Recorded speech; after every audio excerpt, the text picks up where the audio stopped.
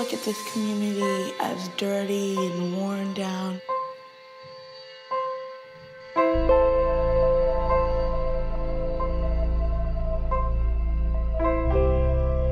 My dad wanted me to come to Canada to get better education. I moved here when I was 4.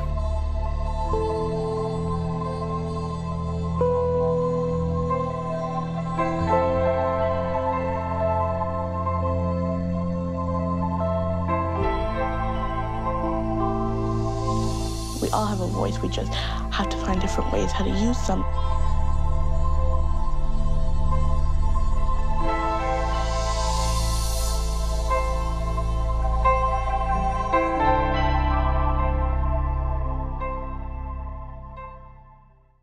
Welcome to the Regent Park Film Festival Showcase Series.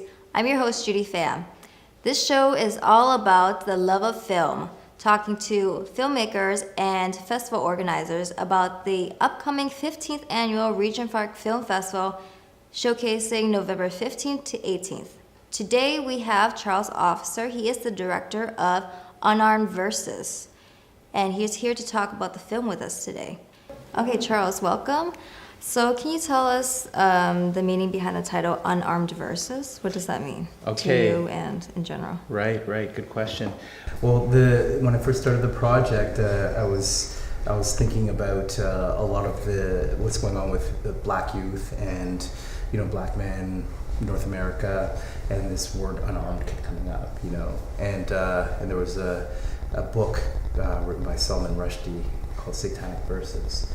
And it was quite controversial, but it was kind of unarming some truths and unveiling some truths. And I felt like this film, what I was going to be looking at was trying to get the youth to unarm their voices, which would in turn become verses, which are the words they're speaking, they're writing, that they're thinking, rather than focusing on beats and the production of creating song or spoken word poetry.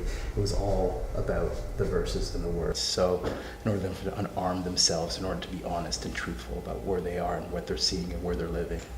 Great. So speaking of verses, you follow a young girl throughout this film, and you chronicle her discovering her own voice through music and her transition in community as she's facing an imposed relocation. That's right. So what was so compelling about her and her story that you felt inspired to create a film?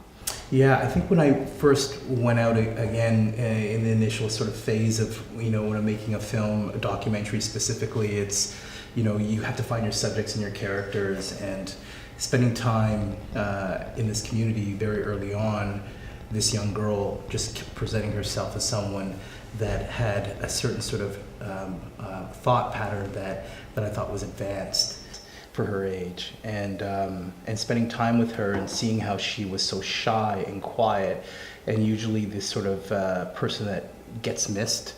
I felt like I wanted that person, because I hadn't seen it much, where a young Black girl who's kind of shy and quiet and has a lot of profound perspectives, but is trying to find that space where she can speak it. And I think that was really my attraction with her. And we filmed a lot. I mean, we filmed a lot with other kids in the community, but when we looked at all the material, it was very obvious very, very early on that she was a character to kind of cling everything onto. So speaking of the character, her name, well, not character, but the girl. Yes. Her name is Francine Valentine. Yes. So she's a little older now. Yes. Has she seen the film, and how has she reacted to it? Yeah. Well, she saw the film very early on. I think it was my intention as well. As soon as we finished the film and got to a place to present it, when we were getting close to locking picture, I invited her father, LJ, who's also in the film, and her grandmother to screen it. And for them it's very tricky for a young person, for anyone, I mean, even actors who are paid professionals, to see themselves for the first time on a screen and to be holding that space and what they sounded like. So her first screening was challenging for her. She had to walk out of the room quite a bit to kind of gain herself, because she didn't know that that's how she really looked like and how she sounded and moved. But she matured between that time and when we presented at Hot Docs in end of May and April. And she was at that screening, and she took the stage, and she is able to create a bit of distance between the girl and where she is up to that point. So, she's warmed up to the film and can see that it was a part of her life that was being chronicled. So, what do you hope the audience gains from watching this? Well, what I hope is on one level is that the audience and our peers and people who are living in kind of controlling, making big decisions for communities across the city, that they realize that there is these lives that really matter, and that they're not expendable, and that they're bright, and with given opportunity and space to find their voices, that many of them can, and they have very, very interesting and creative things to say and express and put out in the world. So that's one aspect of it. The aspect of the the revitalization is, we're sitting here in Regent Park, and it's still undergoing that process. It's that they're developers, councilmen and women, people who are looking at making things better, have really got to tap into connecting with the people who live in these spaces and include them, most importantly, in this sort of process. In this particular film, Councillor Shelley Carroll, she realized is that after seeing the film is that there was a lot of that they could have done better, and being better meaning paying closer attention to the uprooting of one's life, the sort of spaces that they're reintegrated into, the safety around that, the anxiety around that, that parents, their jobs and education and finding schools, and your whole world is interrupted. Moving isn't easy. Affordable housing in the city is a critical issue that I think that many people are not really taking great notice of on a council and sort of developmental level. So it's really, I want people to really take away that they're the human connections in the community that are built over time, and how they have value, and when they're dismantled, those sort of communities don't kind of just reemerge on its own. Right. So, very last question. Mm-hmm. What was your favorite shot to film, or favorite scene? My favorite scene in the film. Oh boy. I guess. Oh no, I can't say that because then I give something away. I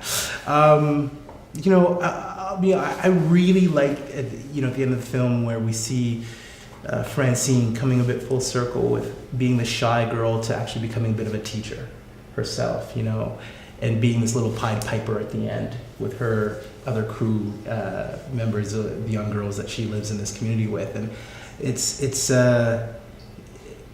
it's very, very important for me to see that, because you see the growth and what happens with a bit of confidence, and with one spirit, her willingness to share what she's learned. So that's a special moment for me. Great. Thank you so much, Charles. Thank you. And thank you for coming here and taking the time to talk. My pleasure. Thank you.